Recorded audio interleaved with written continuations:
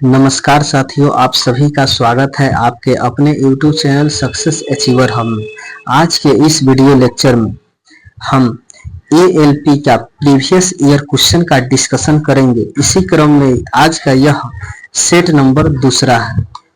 यदि आप पहला सेट नहीं देखे हैं तो जाकर प्ले लिस्ट बना हुआ है, पहले उसको जाकर देखें। चलते हैं अपने क्वेश्चन की ओर। क्वेश्चन में आगे बढ़ने से पहले यदि आप चैनल पे नए हैं तो चैनल को सब्सक्राइब, वीडियो को लाइक जरूर करें एवं कमेंट जरूर करें आपका जो भी क्वेरी हो। तो चलते हैं क्वेश्चन की ओर। क्वेश्चन क्या कहता है यहाँ पे सीखेंगे। सबसे पहले क्वेश्चन को देखते हैं। एक विलियन का पीएच 3 है। जब इसका पीएच 6 में बदलता है तो H प्लस आयन की सांद्रता क्या होगी। सबसे पहले H प्लस आयन सांद्रता का मतलब क्या होता है हम यहाँ पे यह समझेंगे। H प्लस आयन सांद्रता मतलब अम्लीयता होता है, मतलब अम्ल का गुण यह होता है। H वह विलयन जो H प्लस देने की प्रवृत्ति रखता हो उसे हम अम्लीय कहते हैं। ठीक है, तो ये तो हो गया। इसके पहले हम इसके pH मान को अब समझेंगे। ठीक है, pH का फुल फॉर्म होता है पावर ऑफ हाइड्रोजन। ठीक है, एक हम यहाँ पे बॉर्डर लाइन ले लेते हैं जहां पे एक संख्या हम 7 रिप्रेजेंट करते हैं। यदि किसी विलयन का pH वैल्यू 7 होगा तो वह उदासीन विलयन होता है, और 7 से यदि कम होगा तो वह अम्लीय विलयन होता है, और 7 से अधिक क्षारीय विलयन होता है। तो यहाँ पर देखिए 3 का वैल्यू दिया है pH मान, और 6 में बदल जाता है।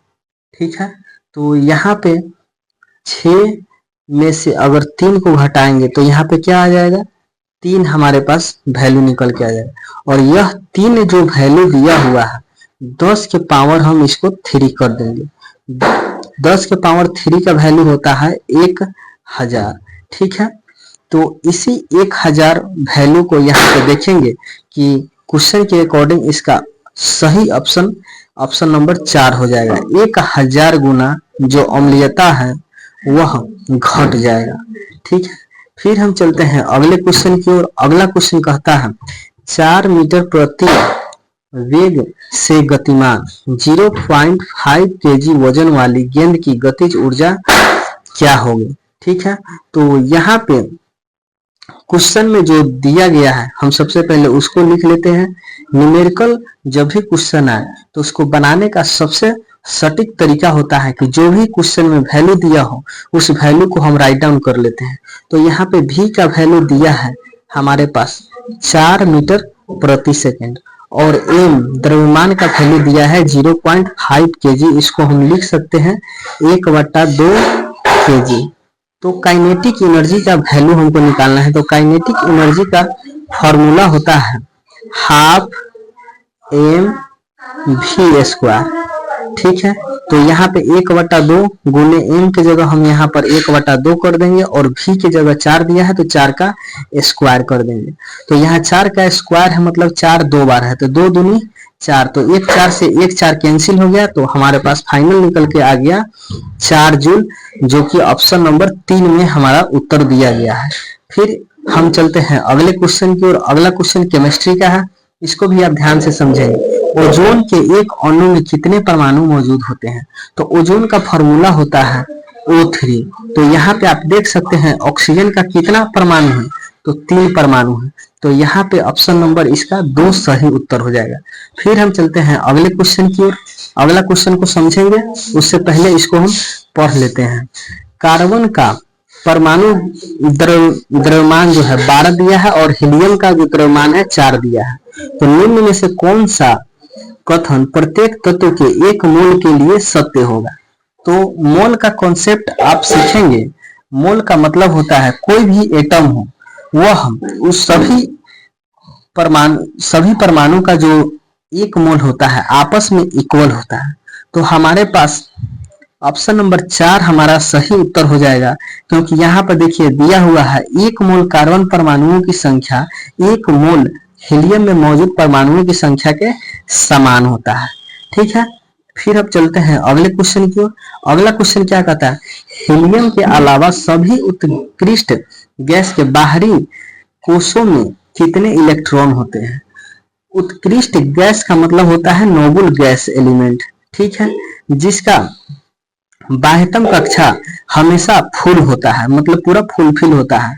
तो हीलियम का सिर्फ बाहरी कक्षा में 2 इलेक्ट्रॉन होता है, बाद बाकी जितने भी उत्कृष्ट गैस है, नोबल गैस एलिमेंट है, उस सभी के बाह्यतम कक्षा में 8 इलेक्ट्रॉन होते हैं। तो इस प्रकार हमारा इसका सही उत्तर ऑप्शन नंबर 4 हो जाएगा। फिर हम चलते हैं अगले क्वेश्चन की ओर। अगला क्वेश्चन क्या कहता है, निम्नलिखित में से कौन सा एक फूल के केंद्र में मौजूद होता है।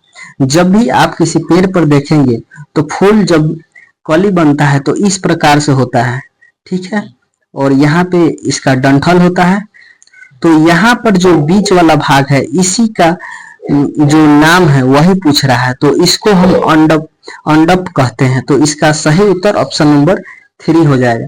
फिर हम चलते हैं अगले क्वेश्चन की ओर। अगला क्वेश्चन बहुत फेमस क्वेश्चन है और यह बार बार एग्जाम में पूछा जाता है, तो इसको आप एकदम ध्यान में रखे हुएगा, उम्मीद करते हैं। देखिए क्वेश्चन क्या कहता है, जिस धातु को चाकू से काटा जा सकता है वह कौन है। तो चाकू से कटने वाला धातु कौन है, सोडियम है। तो इस प्रकार हमारा सही उत्तर हो जाएगा आपको ऑप्शन नंबर 4। फिर हम चलते हैं अगले क्वेश्चन की ओर। अगला क्वेश्चन क्या कहता है, निम्नलिखित में से किस पुष्प पादप में पर्ण कोर के साथ नोच में कली उत्पन्न होती है। तो यह आपको बायोलॉजी का क्वेश्चन है, बोटनी चैप्टर का, तो इसको सही से यानी कि आप ध्यान में रखेंगे, इसका सही उत्तर हो जाएगा ब्रायोफाइलम, ठीक है। फिर हम चलते हैं अगले क्वेश्चन की ओर। अगला क्वेश्चन है, प्रोपेन का आणविक सूत्र क्या होता है। तो कार्बन फैमिली में जब भी आप ध्यान में रखेंगे तो पहला कार्बन को हम कहते हैं मीथेन, दूसरे कार्बन को इथेन, तीसरे कार्बन को प्रोपेन। तो इसमें देखिए तीसरा कार्बन मतलब 3 कार्बन होगा, तो यहाँ पर हमारा सही उत्तर हो जाएगा ऑप्शन नंबर 3। एक चीज और आप यहाँ पे समझ सकते हैं, हाइड्रोकार्बन जो होता है इसमें 3 भाग होता है, एक अल्केन होता है,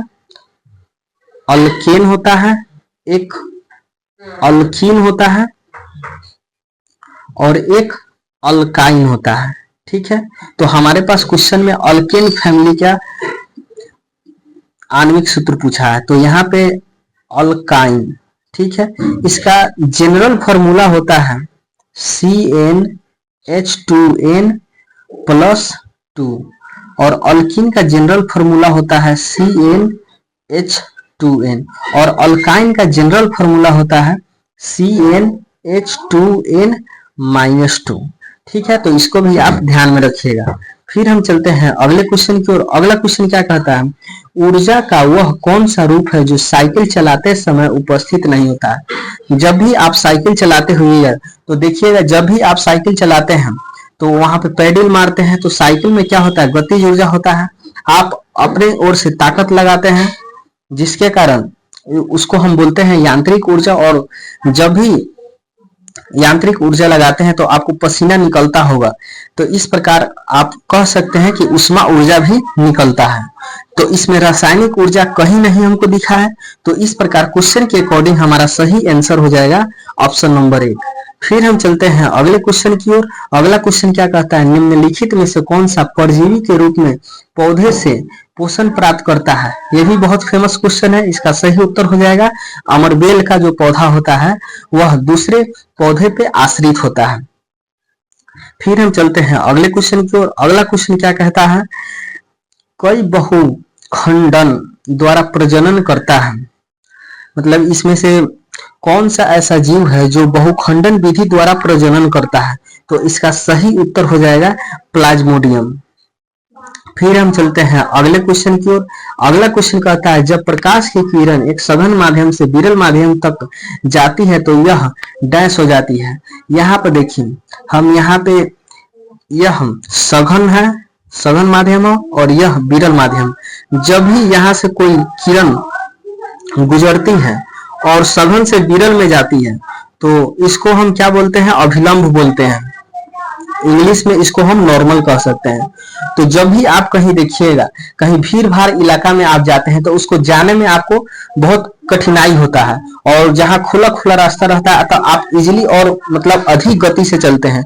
तो उसी प्रकार सघन मतलब घना क्षेत्र होता है। तो घना से जब भी मतलब जहां पे हल्का हवा होता है उसमें जाता है तो किरण का जो स्पीड होता है वह बढ़ जाता है और अभिलंब से दूर हो जाता है। तो इसका सही उत्तर ऑप्शन नंबर 4 हो जाएगा। फिर हम चलते हैं अगले क्वेश्चन की ओर। अगला क्वेश्चन क्या कहता है, हवा में ध्वनि 333 मीटर प्रति सेकेंड की गति से यात्रा करती है। इस प्रकार एक सेकेंड में 333 मीटर की दूरी डैश द्वारा तय की जाती है।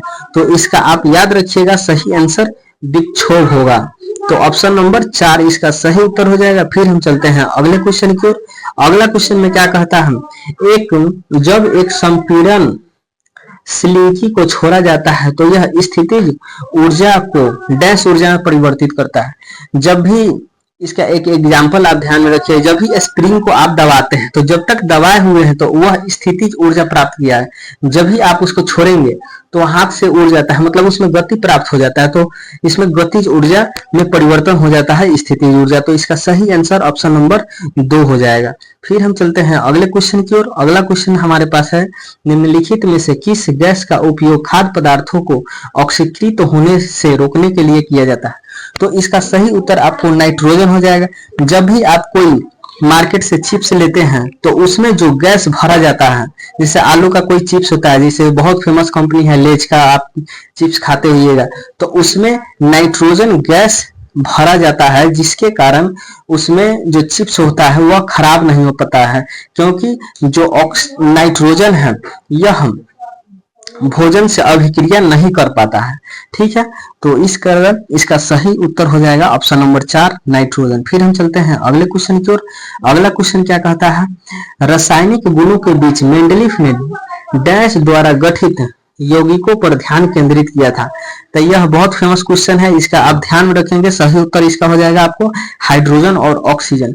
और मेंडलीफ जो है तत्वों को जो है वह परमाणु के द्रव्यमान के आधार पर सजाया था। ठीक है, तो इसको भी आप ध्यान में रखेंगे। फिर हम चलते हैं अगले क्वेश्चन की ओर।